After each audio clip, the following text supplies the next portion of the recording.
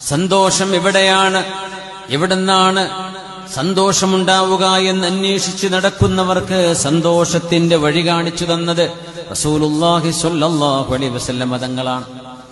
ഈ ലോകത്ത് മനുഷ്യനെ സന്തോഷിപ്പിക്കുന്നത് എന്താണ് എന്ന് ചോദിക്കുമ്പോൾ കുട്ടികളോട് ചോദിച്ചാൽ അവര് പറയും ഫുട്ബോൾ കളി, ക്രിക്കറ്റ്, സിനിമ ഭ്രാന്തൊക്കെ തീർന്നോല്ലേ, മുമ്പത്തെ പോലെ അത്രയില്ല, ഇപ്പൊ കളിയും ഇതൊക്കെയാണ്. അല്ലെങ്കിൽ വേറെന്തെങ്കിലും, പാട്ട് കേൾക്കുന്നത്, ചാടിക്കളിക്കുന്നത്, കുറെ ഭക്ഷണം കഴിക്കുന്നത്, എന്തൊക്കെ നിങ്ങൾ സന്തോഷത്തിന്റെ കാരണങ്ങളെന്ന് നിങ്ങളുടെ മനസ്സിൽ ഇപ്പൊ വന്നു പോകുന്നുണ്ടോ?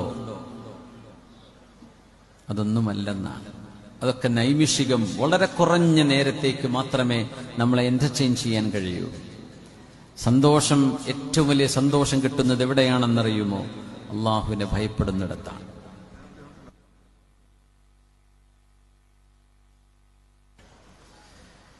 അള്ളാഹുവിനെ ഭയപ്പെടുന്നിടത്താണ് ഹൃദയങ്ങൾക്ക് സന്തോഷം ഉണ്ടാവുക.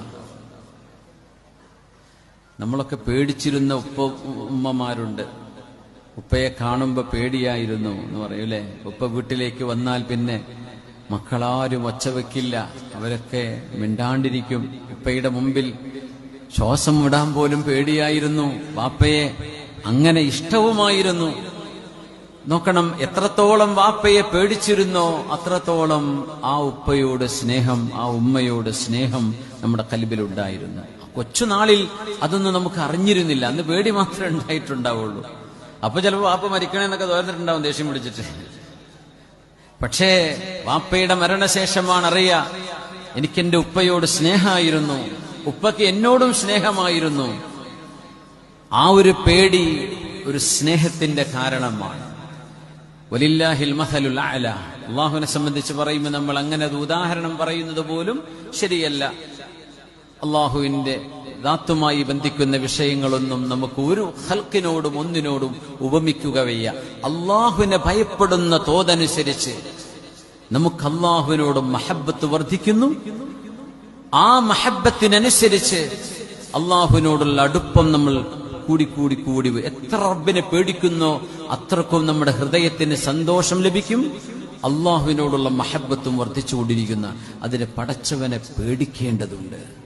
പേടിക്കണ്ട എന്ന് പറഞ്ഞിട്ട് പേടിപ്പിക്കരുതെന്ന് പറഞ്ഞിട്ട് കാര്യമില്ലല്ലോ. നരകവും മഹ്ശറയും നരകത്തിന്റെ അദാബുകളും ആ അദാബിന്റെ വ്യത്യസ്തങ്ങളായ അദാബുകൾ. മഹ്ശറ എന്താണ് യൗമുൽ ബഅത്ത് വന്നുശൂർ, എന്താണ് മീസാൻ, എന്താണ് സിറാത്ത്, ഇതൊക്കെ നമ്മൾ അറിയണം. എന്താണ് ഖബർ, ഖബറിലെ അദാബ് എന്തൊക്കെയാണ്, ഖബറിലെ പാമ്പുകളും തേളുകളും അവിടുത്തെ മഹാസർപ്പങ്ങളും ഒരു മനുഷ്യനെ വരിഞ്ഞു മുറുക്കുന്ന രംഗങ്ങളെ മഹാനായ നബി സല്ലല്ലാഹു അലൈഹി വസല്ലം തങ്ങൾ പഠിപ്പിച്ചിട്ടുണ്ട്. ഇതറിഞ്ഞേ പറ്റൂ. നമ്മളെല്ലാം സന്തോഷമുള്ളത് മാത്രം അറിഞ്ഞാൽ മതി എന്ന് പറയുന്നത് ശരിയല്ല. പേടിക്കേണ്ടടുത്ത് പേടിക്കന്നെ വേണം. പേടിപ്പിക്കേണ്ട വിഷയങ്ങൾ വയുഹദ്ദിറുകുമുല്ലാഹു നഫ്സ. അള്ളാഹുവിനെ തന്നെ പറഞ്ഞുകൊണ്ട് നിങ്ങളെ പേടിപ്പിക്കുകയാണ് പടച്ചവൻ. അള്ളാഹുവിന്റെ ഒരു വചനമാണത്. അള്ളാഹുവിന്റെ വയുഹദ്ദിറുകുമുല്ലാഹു നഫ്സ. അള്ളാഹു റബ്ബിനെ പറഞ്ഞ് നിങ്ങളെ പേടിപ്പിക്കുകയാണ്. സനഫ്റുഗു ലക്കും അയ്യുഹൽ സഖലാൻ. ജിന്നുകളെ, മനുഷ്യരെ, നിങ്ങൾക്ക് വേണ്ടി ഞാൻ ഒരുങ്ങി വരുന്നുണ്ട് എന്നാണ് ആ വാക്കിനർത്ഥം. അതൊക്കെ ഭയങ്കരമായ ആശയങ്ങളാണ്. എന്താണ് ആ പറയുന്നത്? നിങ്ങളെ ഞാൻ നേരിട്ട് വിചാരണ ചെയ്യാൻ വരുന്നുണ്ട്. അന്ന് എന്റെ പണി നിങ്ങളുടെ വിചാരണയാണ്. സനഫ്റുഗു ലക്കും അയ്യുഹൽ സഖലാൻ ഫബിഅയ്യി ആലാഇ റബ്ബികുമാ തുകദ്ദിബാൻ.